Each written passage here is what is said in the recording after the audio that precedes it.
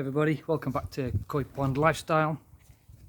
I wanted to do a video on afterthoughts and accessories that I've done with the pond since I finished it last September. Like I say, I'm almost coming up to 12 months now, so we're kind of working on the first 12 months of what I've been doing with the pond and how it's been working. But when I'd finished it, what you find when you put your first pond together is you kind of sit back and you've got all your fresh water in, you stuck some fish in your pond, the water looks fantastic, you've got no nitrite levels, you've got no ammonia levels for the first few weeks, everything's nice and hunky-dory. It's almost like the calm before the storm, but you kind of think to yourself, oh, what else can I do now? Because you've been so busy building the pond and putting it all together that you kind of think, right, well, I'm busy hands here, what else can I do next? So I just sort of run through a few things that I did after the pond build, and the first one is that the upside down aquarium. That was a little idea that I've seen on the internet ages ago, and just needed a frame building. It needed a bit of sort of upstairs thinking on how I was going to put it in and how it was going to be engineered to be able to hang off the side of a 4.5–5 foot deep pond with sloping edges, so it couldn't sit on the bottom. It couldn't endanger the fish in any way, it couldn't fall over, and I had to put a lot of thought into that. But anyway, I did a video on that. If you're subscribed, sort of backtracking my videos, and you'll be able to see how that one worked and how I put that together. But that is great, because again, in a previous video, when I said I'd put this together, I wanted the window here. I should have put the window here, should I say, but didn't. And now we've got the seating area where I'm sitting now. When you're sitting here with friends, or you're doing whatever, when we come out after this lockdown, you'd like to be able to sit and see the fish. Well, I can see them from above, but I wanted the window here, but I didn't get that, so I put that in, so you can now see the fish sort of up above, and that seems to work quite well. Okay, it takes a bit of cleaning. I think I maybe clean it maybe once a week or once every 10 days, 14 days, depending on the weather. In fact, today it's a beautiful, gorgeous day today. So that's the first thing anyway. The upside down aquarium. There's a video on how I did that. Have a look at that and see what you think. But that's number one anyway. So the next one I was thinking about doing, because obviously I like to come out and see the pond at night time, was sticking some pond lights in. So I did a lot of research and a lot of trawling on the internet about what others had done, what had worked, what hadn't worked. I was looking at building some sets in to the pond itself, the little alcoves, and getting some of those sort of swimming pool style lights that either came on at dusk, or you could flick them on with a switch somewhere, or I don't know, however they worked. Or even some of those you can put in afterwards. They're aftermarket stuff, and you just sink them to the bottom, you weight them down, and then it's all waterproofed, and you pop out your pond, and then you plug them in somewhere to a little electrical thing, and away you go. But I ended up finding out that the issue with that, putting anything in your pond, is algae growth.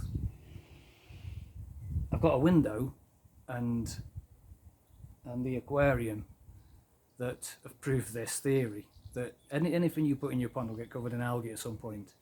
And a lot of people were saying, you can spend 40 or 400 pounds on a set of lights for inside your pond, or you can build them in. It depends on how much of an engineering job you want to put in, and how much neater it would look. But you've got to think about how often I'm going to be able to get in and clean them, because you're going to be cleaning them really often. This window, for example, I clean maybe once a week. Same with the aquarium, maybe once every 10 days, sometimes once a week, depending on the weather. But then if you got them down in the pond, how you get there? Okay, fair enough. You just get a stick with a little sponge cleaner or something on the end, and then you just use that to clean them in the day. So okay, that wasn't a major problem. I thought, okay, I can get around that. And then I started hearing that people had put them in and found that sort of 12 to 18 months down the line, the rubber seals start going. Then they start letting water in and they start going out because there's water getting in them. And then you've got to get into the pond to get them out, to get the reseals done, which you can't get hold of, very hard to get hold of apparently.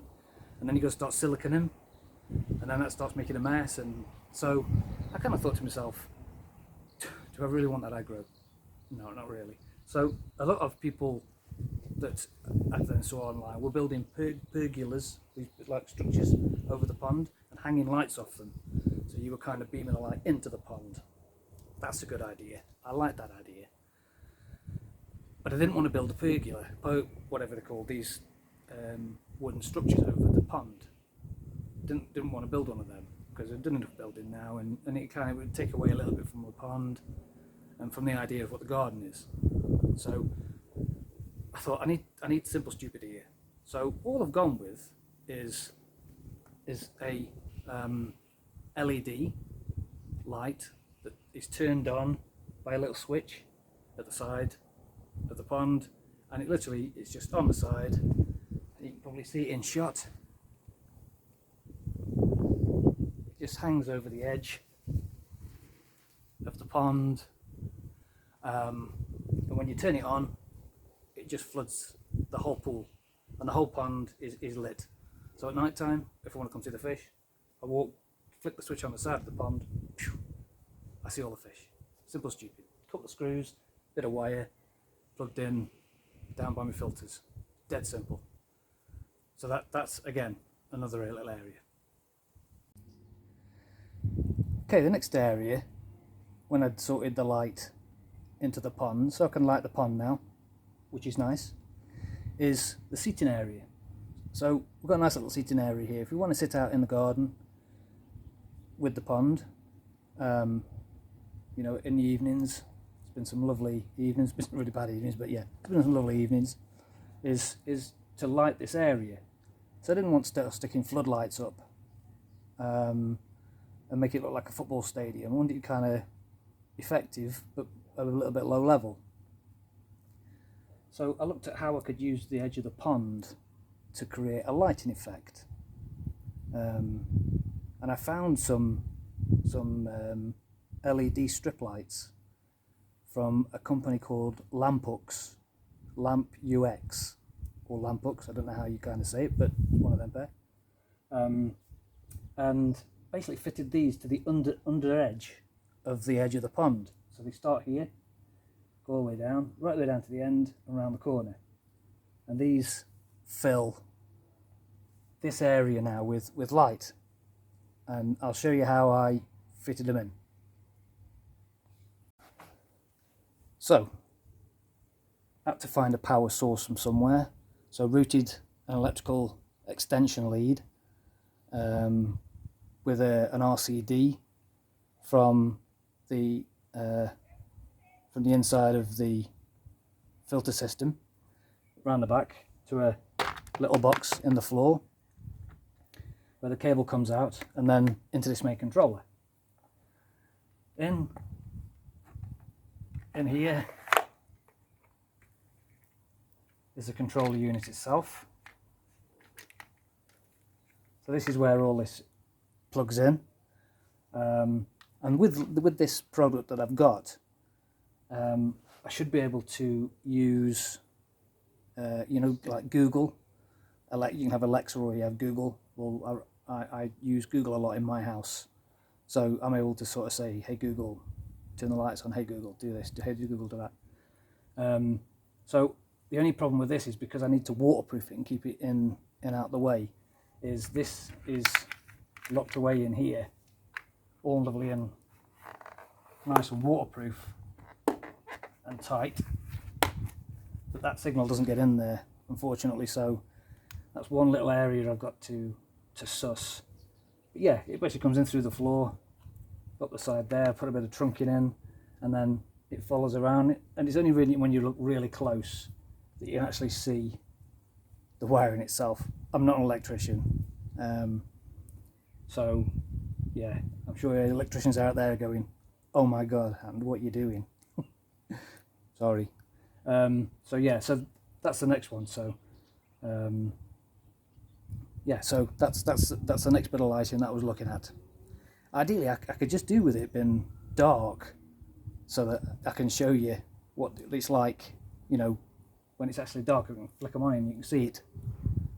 Hey Google, turn the garage lights on. Ah, that's better. Flipping heck. Right, well, I'll tell you what, while it's dark, I might as well show you how these lights work. What the hell's going on here? Right, so anyway, this is how the lights work. Let's see how the pond ones.